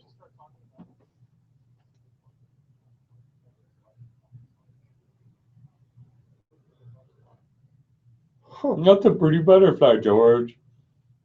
And that's so the problem that I have had, and I don't know how we've gotten as successful as we have doing what we do, but I'm happy that we have, is trying to make the show entertaining to people that don't know very much about this, while still answering questions or being entertaining to the people that do. And yeah, keep the politics. Well, that's pretty easy actually, because I fucking hate politics. But isn't your primary function spending 4 hours listening to someone talk about politics? Wow, poor Joe. The dangers of talk radio. Makes sense. All right. I don't know what we meant by that. We got 2 more segments left, right? Oh, thank God. All right. Ready? Welcome back to Ballistic Radio. This segment brought to you by TopGunSupply.com. TopGunSupply.com is your web source for fine firearms parts and accessories. True product specialists committed to delivering the highest level of customer support to you. They carry top name brands including Ed Brown, Wilson Combat, Les Bear, 6 Hour, and many more, as well as premium air pattern rifles. Whether you are looking to protect yourself, are a first-time gun buyer, or a competitive shooter, TopGunSupply.com can satisfy your firearms needs. TopGunSupply.com, your premier source for SIG parts and accessories. So we are answering the Facebook users' questions as part of our SHOT Show Extravaganza, because we're somewhere else right now. Anyway, more questions. From Joel Hawkins. Can you offer guidance on how to balance upgrading gear that may help you perform better with more ammo for practice or more gear? I think what he's essentially asking here is, how do you pick where you put your firearm budget into? I think it depends. I will say this. If you are at the point where you have to decide between one or the other, then I'm always going to default to ammo and training. That having been said, there are a lot of people that don't have to pick between one or the other. And at that point, you know, whatever makes you happy. You know, I know a lot of people that, see, here's a way to think about this. If this is your hobby and you have the budget for it, do what you want. If you're serious about self-defense and this is something that you have to budget closely and you're trying to decide between one or the other, classes, then ammo. And yes, I was very specific. Classes, then ammo. The reason for that, what the classes do is teach you how to practice on your own. Practicing on your own before the classes, while you can get a lot done, is not as ideal. So, you know, that's kind of where we're at. So, anyway, Jack, these hands. Randall Byers would like to know, pocket carrying a spare magazine, good, bad, or ugly? I'm doing it right now, so I guess I'm okay with it. I think that on the belt is better. The only reason I am pocket carrying a magazine right now is because I am wearing I am wearing triple aught design pants, and the thing about those is they actually have a little, for lack of a better term, holder inside of the pocket so that the magazine will index properly, is not going to go anywhere, and the top round is protected so that it's not going to halfway pop out of the magazine and then cause me all sorts of problems when I go to reload if I have to. If you're just going to throw it in a pocket by itself and it's going to rattle around or whatever, no, I don't think that's a very good idea. You know, it's not going to get you killed on the streets, probably, but yeah, so that's kind of where I'm at. The likelihood that you find yourself in an encounter that you need to reload to begin with is so incredibly low that I wouldn't worry about it a whole bunch. So anyway. Coming from John Lauer, in terms of handheld and weapon-mounted lights, what is a good all-around lumen output, and how many lumens is too many, if such a number exists? All of them is a great weapon light output. Too many. I think that if I start catching things on fire with my flashlight, we have maybe reached a level of technology where there's too much going on there. So you have a particular flashlight that I think borders on too many. I don't think so. I've got a Claris that is like 28. Is it 2800? That's okay. So I got an email from Phoenix Lights. I don't know if you got it too. They're spamming the crap out of anybody media, not them in particular, but anyone associated with SHOT Show is spamming the crap out of anybody even remotely associated with the media. And one of the things that they had in this email was a 6,000 lumen light. And I'm like, oh, I want to see this. You had my attention. Now you've got my interest. You know, that's, I don't know. Too many lumens on a light. I don't think that number exists. The other thing, too, is that people start talking about lumens, and that's not everything. You know, is it all flood? Is it, you know, spot? How is the light? There's all sorts of things going on there. So, yeah. Anyway. From Dan Sternstresser. And the Sterncher. With the most German name today. Dan Smith. Sterncher. Once you are proficient with your firearm of choice for concealed carry, what are the first modifications you do to improve your performance with the gun? Once you are proficient with your firearm of choice. Well, before I'm proficient with it or not, I'll tend to put sights on it because I have particular things that I'm looking for, and I think that the sights on a handgun can hold a lot of people back, you know, depending on what they're looking for, not looking for. A lot of the factory sights just suck. So that's generally the first thing that I will do. I will then add some sort of grip to it. And by that, when I say grip, I don't mean, you know, I'm not necessarily saying change the grips. I'm saying like actual material to give me more grip on the gun, to aid in the traction on the gun. Most factory firearms are going to be a little bit slicker than I would like. You can do that through skateboard tape. There are companies that do pre-cut decals that go on your specific firearm. There's all sorts of ways to do that. I do not like rubber grips because they tend to drag on clothes in ways that I don't like, that I've not had that issue with skateboard tape nearly as much. You know, that's just what I'm personally looking for. Maybe I'll mess with the trigger, maybe, just sort of depends. But that's kind of the things that I'm looking at. And there are various ways and various levels that you may do that. You can get as fancy or as not fancy as you would like. I'm so fancy, though. That I have actually been told that I should not get fancy. I should just get dancy. that is a consideration.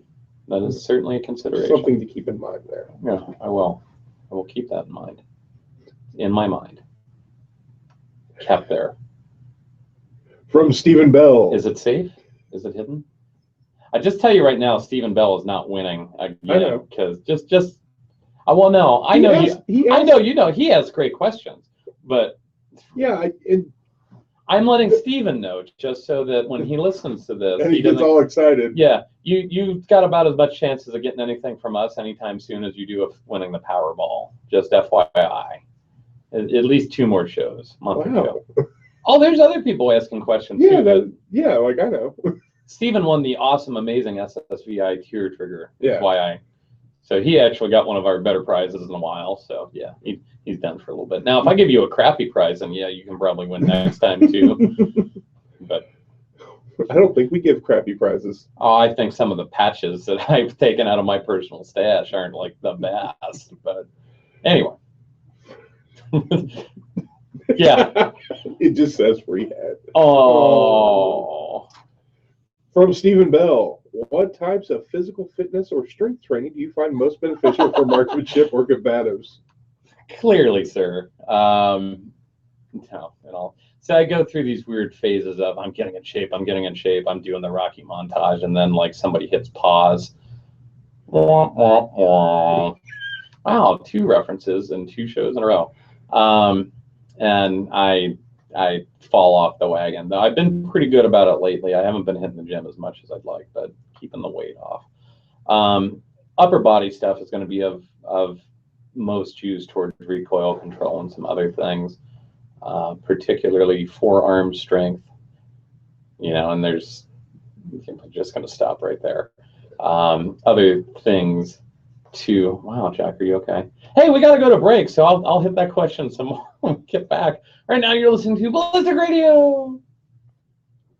What segment are we on? This is the last This one. is the last one? Oh, thank God. Oh, it's been run.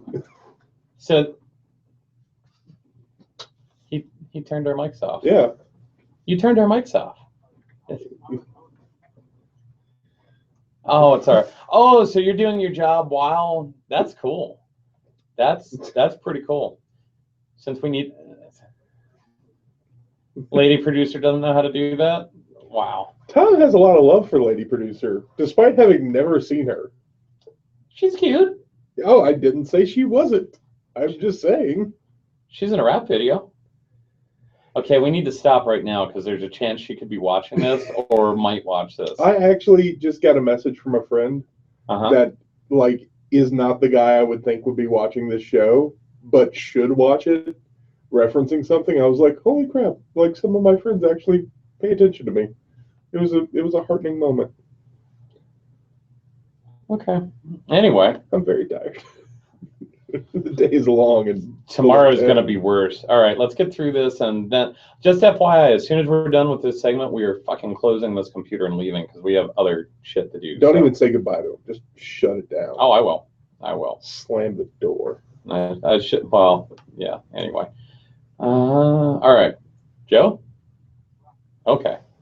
What if I want to roll? Anyway. Get out. Get out. One second. This question right here. Yeah, sure. Okay. Okay. Yeah. Yeah. All right. Welcome back to Ballistic Radio.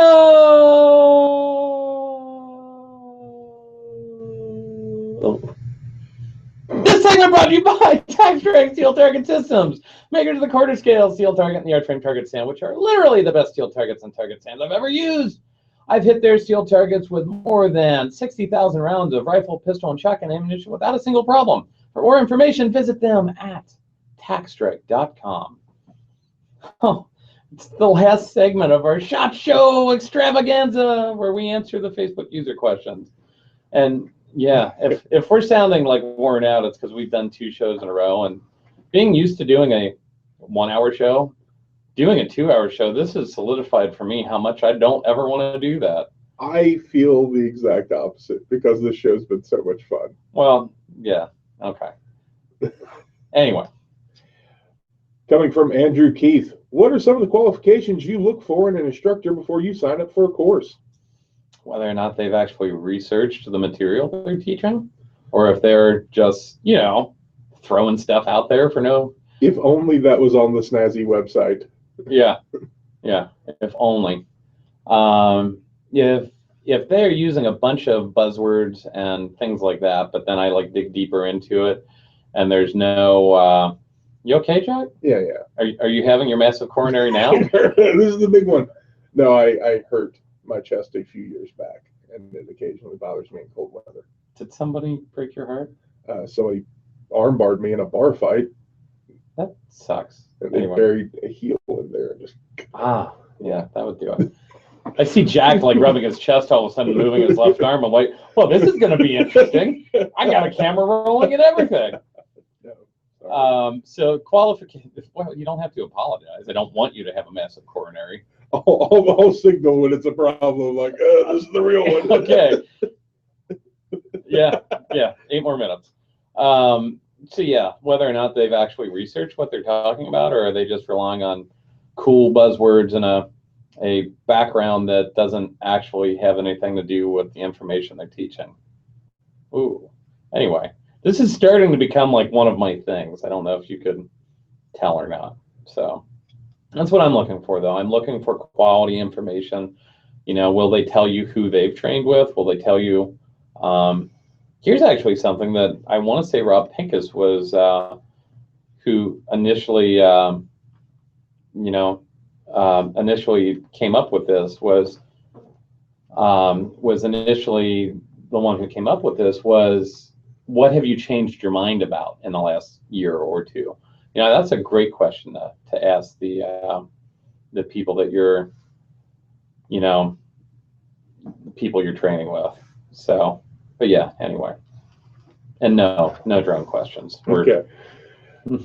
Nope, not jumping that shark right now. Well, let's follow up that question right here with, what have you changed your mind about in the last couple of years? Shotguns. Shotguns are one. That I'm much more pro shotgun than I used to be. Weapon-mounted lights is something that I'm not changing my opinion about, but I'm changing how I phrase that and how I set that up when I talk about it with people. Ways to train people is probably something else. I'm starting to really understand the importance of context when we're talking about things.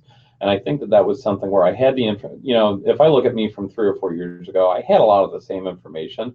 I just was not applying the proper context to any of it. And if I could go back and like shake the crap out of myself from 3 or 4 years ago, I would love to. Because some of the stuff I said was downright, like if I said it today, I would really hope that you would punch me in the face. And the information hasn't changed, just how am I applying it? And I think that's something that a lot of people really need to think more about, is like, things that make sense in one context don't make sense in other contexts. So there you go. All right, coming from Eric Conrad, why do we seem to eat our own in the firearm industry? Because some of us need to go away.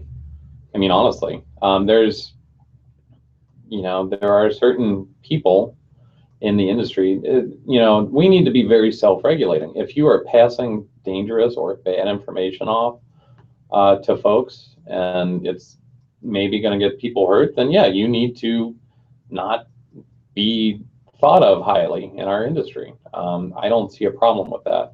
If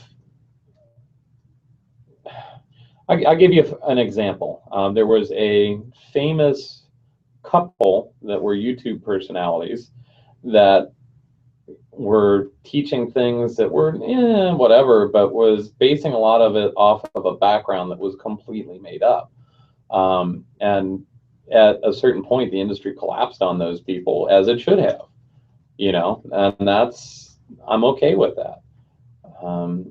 If you are hurting the image of what we do or passing along, here's another good one. There was Voda Firearms Consulting. The dude posting videos of muzzling himself and students with live guns as part of classes that he's teaching out of like people's living rooms. He actually got branded the worst firearms instructor ever. Good. He deserved it. He earned that. So it's not like we go around picking on people for no good reason. For the most part, there's usually things associated with that. So anyway.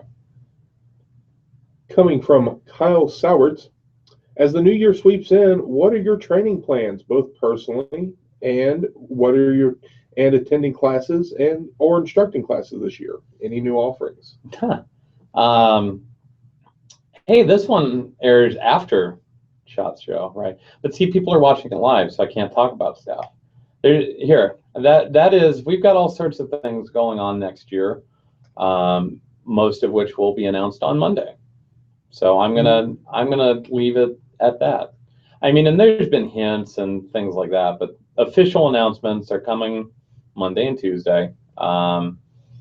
And there's a lot of things that I am really excited about and excited for that we will be going into a little more in depth then. But yes, so that's not really an answer, but that's the best he's going to get right now.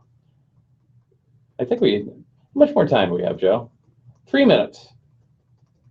I was hoping you would answer more of that, but okay. Well, you know what we've got going on. I don't know why you'd ask that question. So you get what you deserve. There was some of that you could answer. I could have. I chose not to. Here, let's just do this. Let's spend the last. What are you excited about, SHOT? Once again, without violating any. without massively shooting myself in the foot. Not things that you already know about, but something that you. It's kind of weird, but I think I'm going to be looking at like fun guns for me. Yes. Like I have my defensive firearms picked out. I've got them. They're covered. Yep. I might buy another one that's slightly different or a different color, but that's all that I changed. I want to go buy a fun gun, and I think I'm looking at a suppressed pistol caliber carbine is going to be. I want my John McClane blaster for the range. Nice. What am I looking forward to the most? Yeah, I kind of want to see. Yeah, I'm right there with you. I would like for this to. I mean, not that I don't have fun doing my job, because I have a lot of fun doing my job, but it's a job. I think it's important to remember that it's a hobby also. Well, no, it was a hobby. Now it's a job. No, I don't mean you. I mean, yeah, like we in general. Yeah, shooting is fun and a hobby. Yeah. Remember when I posted the video from when I was doing the curriculum development stuff with Melody and Chuck out in Kansas, and there were 2 Wilson Combat 1911s there. I'm like, hey, and I did a quick little video of just messing around, having fun, of dual wielding whatever, and someone like said something like, oh, I come to this page for serious information, blah blah blah blah blah, and I'm like, I say right in the video in the description, I'm just having fun. This is. I wonder if that same dude showed up when you were shooting the MP5 and just got disgusted. Like, that wasn't correct. 3 to 5 round burst. I'm out of here. Table flip. Those kids are on my lawn again. Yeah, probably. I'm pretty good with an MP5. I've got some time on that one. So, yeah, come talk to me about MP5. Anyway, so yeah, that's kind of what I'm looking forward to. I'd like to see. I'm becoming more and more interested in what I call real carry guns, and I don't mean you can carry whatever you want. We choose to carry whatever we want, but we're not the standard. No, real carry guns are not generally what I consider to be optimal, but they are what people seem to gravitate towards. I'm curious to see what comes out at the show that is going to be a little bit different, or if there will be anything different. So anyway, that was 3 minutes, wasn't it, Joe? The music's playing? Cool. Well, hey, make sure you check out our website, ballisticradio.com, like our Facebook page at facebook.com/ballisticradio. Thanks for listening, everyone. As always, be safe, and see you next week. Yay! Yay! All right, guys. Thanks for watching the 2-hour Google Hangout. John and Jack show. John, Jack, and Joe. Oh, yeah. The Trip J's. The Trip. All right. Bye, guys. We're leaving. So, stopping.